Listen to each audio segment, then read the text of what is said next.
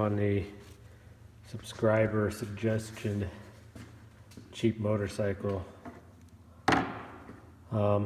So if you watched the last video, then you know we pulled the motor and the transmission was bad and all that good fun stuff. And it's been a while since we've worked on it, but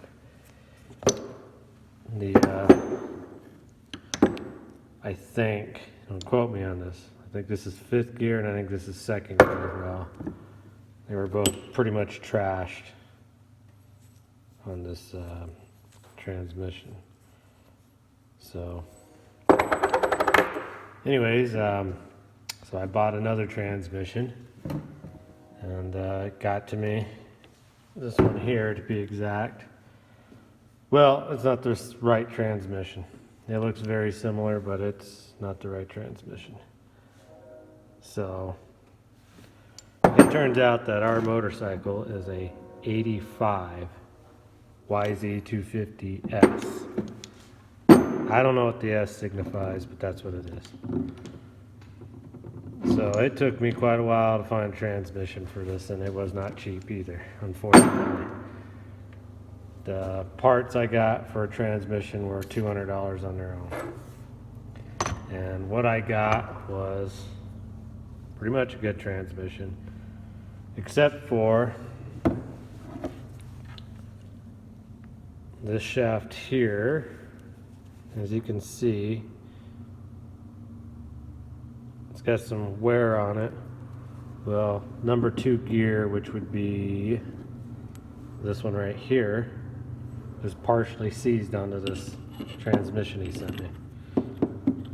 And that's kind of a bummer because this 2nd gear is fine. It moves just fine, but it's got chipped teeth on it. But even with this 2nd gear that's not messed up, it still gets caught on that burr on this counter shaft. So what I ended up doing was taking all the counter shaft apart and putting all the good stuff off of mine and using my counter shaft that isn't all marred out. But I had to work and polish out this bushing on this so that would actually, this is the 2nd gear that was on this shaft, so it would actually sit on there free. Now this is 5th gear, as I think. I don't know this, but you can see it's all blued. So fortunately this transmission's had a really tough life too, but there's no chips in the teeth. I think it's going to be okay, and it's all I could get. I mean, there was no other options. This was it, the only one I could find. So for the $200 that I got a bunch of stuff. I mean, I'm not really complaining about that. I'm a little upset that he said excellent working condition, and clearly it was seized up when I got it. I mean, I had to actually press this gear off the shaft. It was seized on. So it is what it is. I can't argue with them because, like I said, there's no other parts available. But I got a shifter, all the other parts for it. I mean, it came with a bunch of stuff. And then this is the other gear that was burnt off on our broken transmission. Anyways, we got the transmission in, shift forks, it shifts through gears and all that stuff. So I'll probably pull it back out real quick and clean up these surfaces, clean everything up good. And I'm just going to use a real thin layer of right stuff or something on this, and we'll get these cases smashed back together and then maybe get them scrubbed up and get the cylinder head on, and then hopefully we can get this thing put together. All right, well, we got the cases together, and haven't really cleaned the outside yet too much, but everything seems to be working pretty good. Got everything nice and oiled. Got the crankcase, what I guess is the right torque. So hopefully if you guys are doing this, you'll find the torque's a little bit better than I found it. I found 3 different ones. I just went with the middle one and it seemed about adequate. But it's shifting through all the gears, everything's turning nice. I kind of already pre-cleaned all of this. So The next thing we'll get done is all the shift mechanism stuff needs to go in, and then the kick starting stuff needs to go in, and then we can put the clutch in. Basically, I'm going to kind of get this motor sort of put together enough so I can get the head put on it, and then clean up the outside and get it painted before we put it in the bike. So I'll get this put in there. If there's anything exciting, I'll bring you back. Alright, well, I got this all kind of put together as far as I'm going to.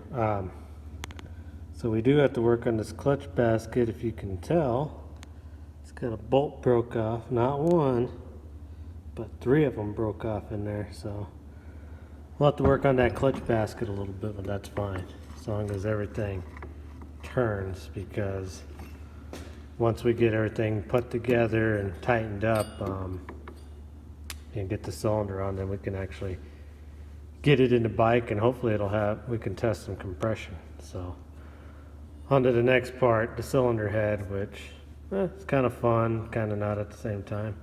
I gotta look up the how you hook up the power valve on this one, because I'm not familiarized with these early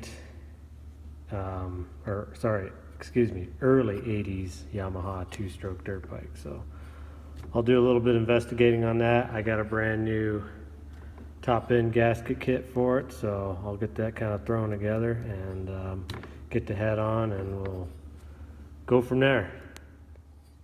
Alright, well, got the cylinder head on, got it torqued. I can put it to this way, and I don't have 3 hands to do this, but if I put just my thumb over the spark plug hole, I can't physically turn this motor over. In fact, it'll make a popping sound.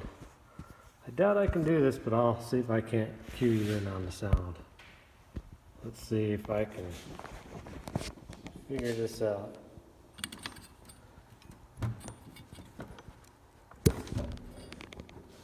Well, I don't know if you could hear it or not, but I can't physically turn it with my hand with my thumb over it. So, probably has okay compression. I don't know what kind of goop or glue or what the guy used on this power valve cover, but it's been a struggle to get it cleaned off. But I think I got her cleaned up pretty good, and he had the same kind of goop wrapped all over this exhaust. So, anyways, I gotta look at this power valve stuff. I still haven't done that. I do know you gotta take that plate off on the side here, and I gotta hook up the little arm and gizmos and blah blah blah. I don't think that matters if that's functioning when I'm trying to kick it over to get a compression test, but I want to have everything as well as I can to make sure we get an adequate compression test out of this thing. So that's where we're at right now. I'm going to continue on. Alright, well, hopefully you can hear me over the heater. As far as I can figure out, I got the governor set right. It's not really any information on a 85 YZ250 without buying a manual. But I'm pretty sure I got it figured out. As you can tell, I went ahead and got the motor completely scrubbed down and painted up. And that's actually an actual engine paint, so it shouldn't burn off right away. So I think the next thing we're going to do is tear the bike back down here, because I kind of put it together, making sure all the parts and pieces were there for it. And maybe scrub up the frame a little bit and get that motor put in there so we can get a compression test on it. So not a whole lot to do, just got to take some bits and pieces off, gas tank, get the exhaust out of the way, and get all my engine bolts gathered up and slam it in place. Alright, well anyways, got the motor kind of put in, secured and all that fun stuff. But I cannot find my compression tester. I've looked everywhere. I don't know where I've done with it, or if somebody borrowed it and didn't bring it back, is what I'm gonna guess. So Probably not going to be able to know what the compression is. If I can get it before I upload this video, I'll put it in there, but I'm going to take a guess that it's got at least 100, because just to push it over by hand, it's got some compression. So that's what my guess is. It takes some effort to get that over. All right, well anyways, we need a lot of parts for this old girl still, so probably going to be a little while before we see another video on it, but I'm glad to at least get the engine kind of put back together. Obviously the side covers have got to come back off. We got to fix that clutch, get a water pump for it, carburetor, that seat that I said in the very first video I thought would fit it. I don't know. 88 must be different than, or that came off in 87, I think. That must be different than a 85, because it definitely will not fit on this bike. So I got to find a seat for it. Probably some more exhaust parts. I kind of looked around. I didn't see any exhaust hangers. So I got to get some exhaust hangers for it. There is a company that offers brand new plastic, so that's kind of fun, but it's a cheap bike challenge, so I'm not going to put a ton of money into it. That's why I'm not doing a whole bunch of crazy stuff with the engine. So anyways, like I said, I got to get a bunch of parts ordered for it and found and all that good stuff to get it running. So probably be a month or so, or maybe longer, before we see a video on it again. But as always, appreciate you guys watching, and we'll see you in the next video.